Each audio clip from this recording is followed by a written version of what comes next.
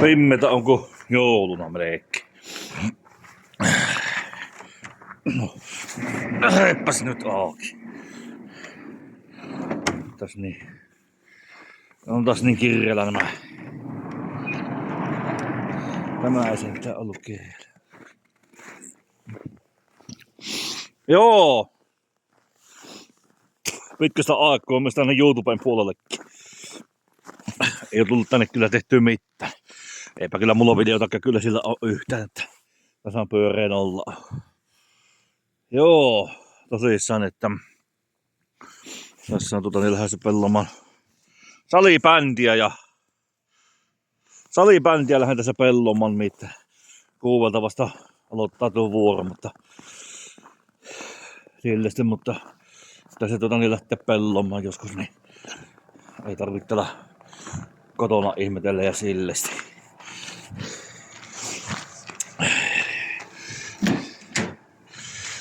Joo, että semmoista tällä kertaa tätä Savosta. Pakkaset on onneksi ohi nimittäin ja sillesti. Mikä on positiivista sen nimittäin. Näänikkäästi. Kyllä. Joo, niin kerrotas vähän nyt, että minkä takia niinku meikäläinen poistui tavallaan tästä YouTube-skeneistä loppuun, niin syy johtuu siitä, että niinku osaa varmasti tietää sen, että minähän vielä vielä vaan.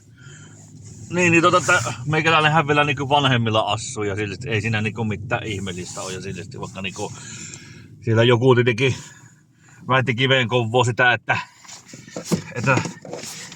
kohta 40 kaveri on ja asun vielä vanhemmilla, mutta kun se on kyllä semmonen homma, että kun äitillä on otettu syöpä todettuna, tai itse asiassa mitään niin 2 syöpähän sillä nimittäin on, että sillesti, mutta kuitenkin, että minun pitää koettaa valitettavasti auttaa nimittäin sitä, että vaikka siellä moni toivos ja rukoilisi, että muuttaisin omillinen ja sillesti, mutta kun se on semmonen juttu, että se on tuo vuokralla eläminenkin nimittäin, niin se on kallista lystiä, että ei se mitään halappoa ole, mutta kuitenkin, että ei se niinku halappoa, että siihenkin tarvii rahoja näänikkästi ja sitten sitten kuitenkin niin tämä on semmonen juttu, että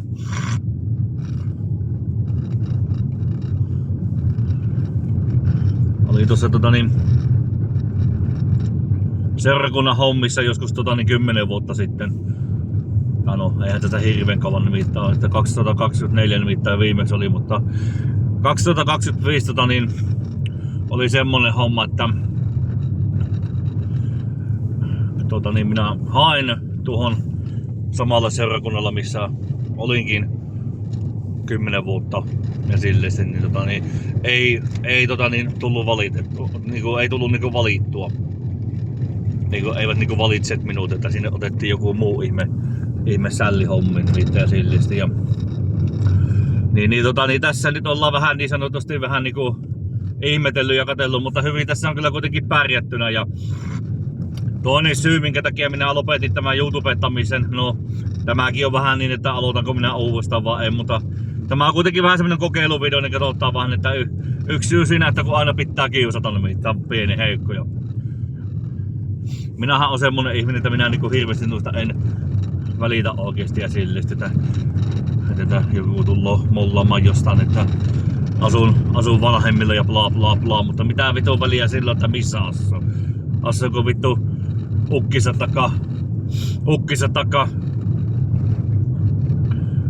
taka veljensä taka sitten jommakumman vanhempien luona, niin mitä sillä niinku väliä, että missä asuu ja sillesti. Ja tuokin on semmonen homma, että minun vanhemmatkin on se ikäisiä, että sille sitä yli 70 molemmat on ja sille ei ne mitään nuoria oo, että sillesti. Ja jossakin vaiheessa tullut semmonen juttu, että tulen omistamaan tuon maatalo, siis tuon tilan kokonaan, sanotaan näin. tilaa kokonaan, että sillesti tässä ei oo vielä nyt oikein ajankohta vielä siihen, että katsotaan nyt miten tää homma vielä männöö.